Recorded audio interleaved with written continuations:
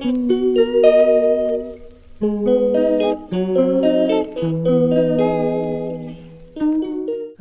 warahmatullahi wabarakatuh. Perkenalkan, nama saya Fantanton dari kelas 3E Manajemen.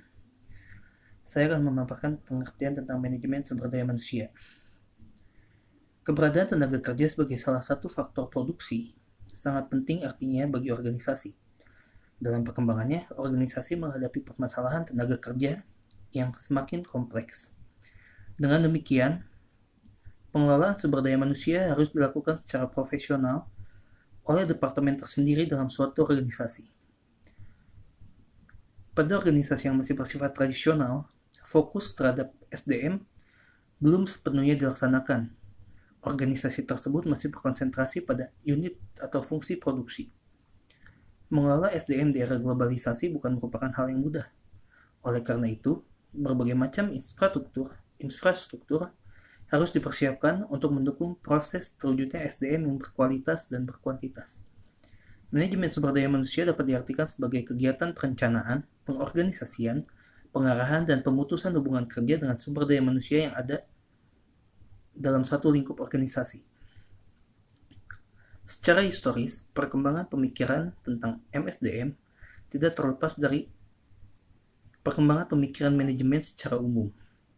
Dimulai dari gerakan manajemen ilmiah dengan pendekatan mekanis yang banyak didominasi oleh pemikiran dari F.W. Taylor.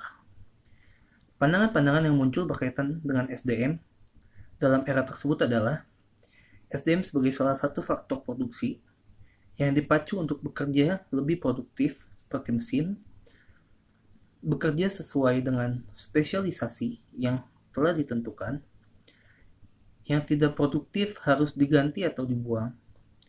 Kondisi di atas memunculkan pengangguran, tidak adanya jaminan dalam kerja, berkurangnya rasa, hingga rasa bangga terhadap pekerjaan.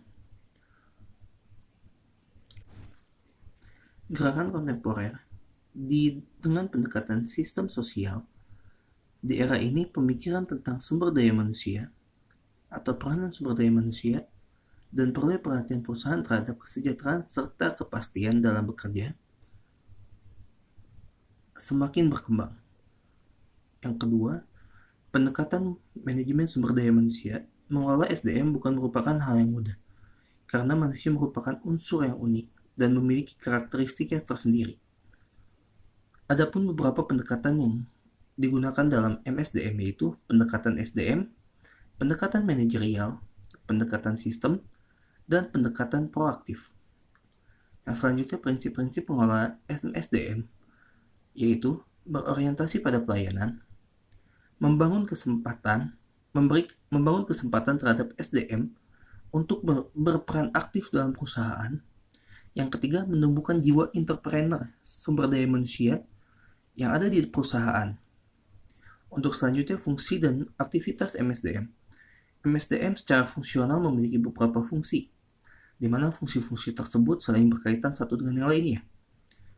Dan aktivitas yang dijalankan oleh MSDM sesuai dengan fungsi yang dimiliki. Adapun beberapa fungsi yang dimiliki oleh MSDM, yang pertama adalah fungsi penggandaan, yang kedua fungsi pengembangan, yang ketiga fungsi pemeliharaan, dan yang keempat fungsi penggunaan. Lalu ada manfaat penerapan MSDM.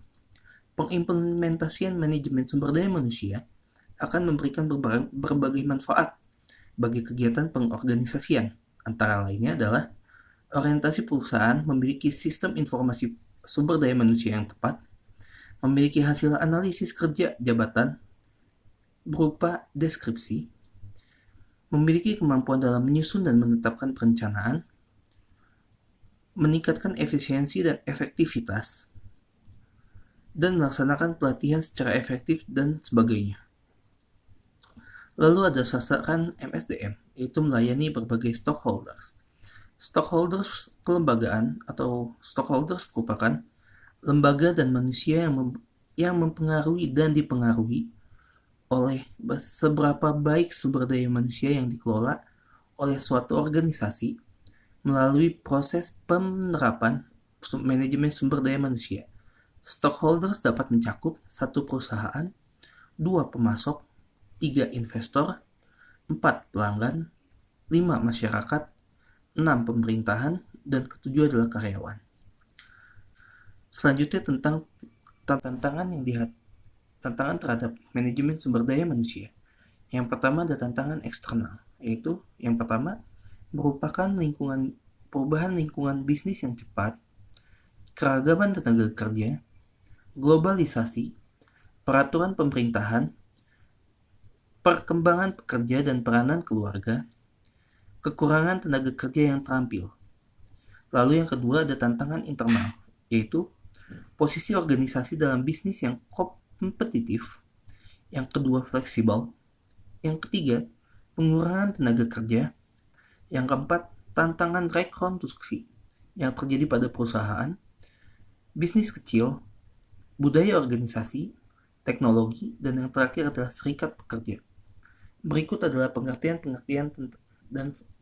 dan fungsional dalam manajemen sumber daya manusia. Evolusi manajemen sumber daya manusia. Perubahan dunia yang makin cepat menjadikan pentingnya peran karyawan dalam membuat perusahaan kompetitif. Banyak perusahaan telah mengalami kemajuan dalam usaha mereka memperbanyak karyawan yang unggul. Hal ini sebenarnya merupakan perkembangan yang baru. Sampai sekitar 25 tahun yang lalu, sebagian besar karyawan di kebanyakan perusahaan di Indonesia masih merupakan alat dan bisa disingkirkan begitu saja setelah kegunaannya berakhir. Poin pertama, semi perbudakan. Pendekatan karyawan yang paling primitif mungkin bisa kita namakan semi perbudakan. Di sini karyawan jauh lebih membutuhkan pemilik daripada pemilik membutuhkan karyawan. Karyawan memberikan hampir segalanya yang dia miliki. Bahkan di beberapa kasus, dia akan mengambil dari yang tidak dia miliki untuk tuannya. Poin kedua, personalia. Tingkat selanjutnya adalah pendekatan personalia. Di perusahaan jenis ini, sebagian besar pemimpinnya percaya akan teori X dari Douglas MacGregor, bahwa semua karyawan pada dasarnya tidak senang bekerja sehingga selalu perlu diawasi agar bekerja dengan baik. Karyawan bukan lagi budak, tetapi masih merupakan biaya yang harus dikendalikan. Semakin murah seorang karyawan akan semakin baik. Poin ketiga, sumber daya manusia. Pendekatan sumber daya manusia selanjutnya adalah pendekatan sumber daya manusia di mana karyawan dianggap sebagai sumber daya bagi perusahaan. Di sini teori motivasi tradisional yang mendominasi adalah campuran dari teori Y dari MacGregor. Poin keempat atau poin terakhir, human capital. Pendekatan yang dianggap lebih maju lagi adalah pendekatan human capital. Manusia bukan lagi salah satu sumber daya, tetapi merupakan modal atau aset utama bagi sebuah perusahaan.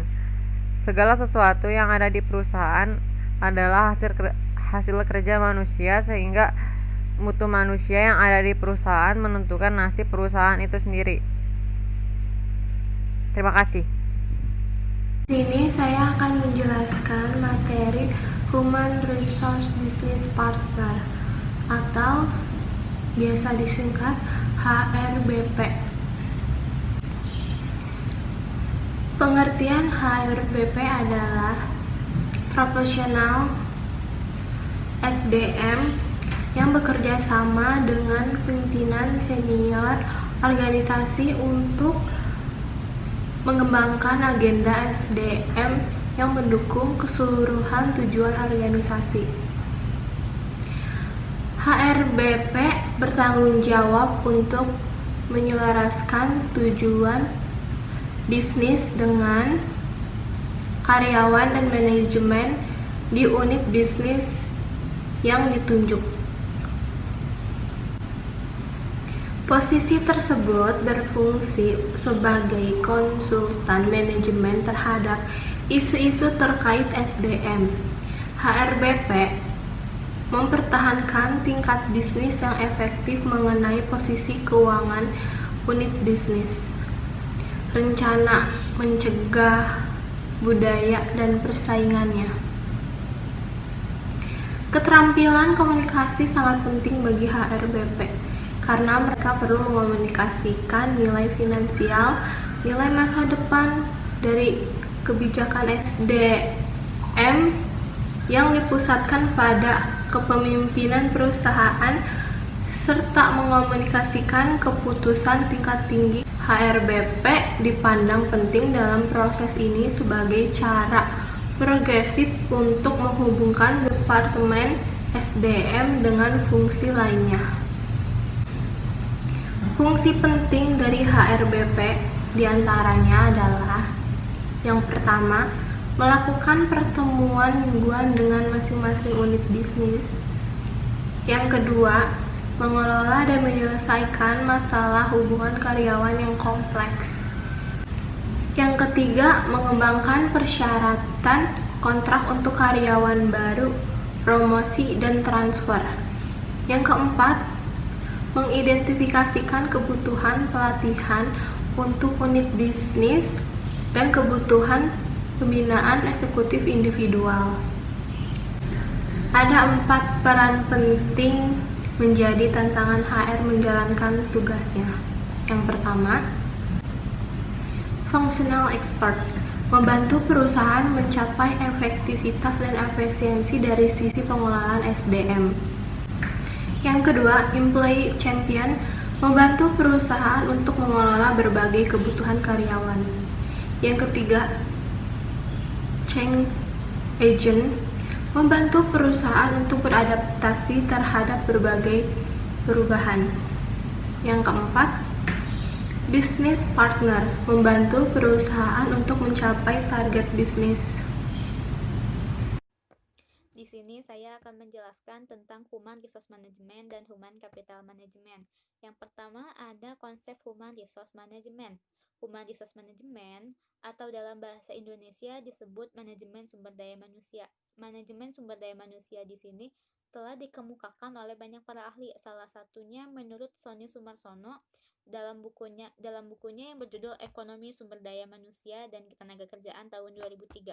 Sumber daya manusia di sini memiliki 2 arti yang berbeda. Yang pertama ada sumber daya manusia merupakan usaha kerja atau jasa yang diberikan dengan tujuan melakukan proses produksi, atau sumber daya manusia adalah kualitas usaha yang dilakukan seseorang dalam jangka waktu tertentu guna menghasilkan jasa atau barang.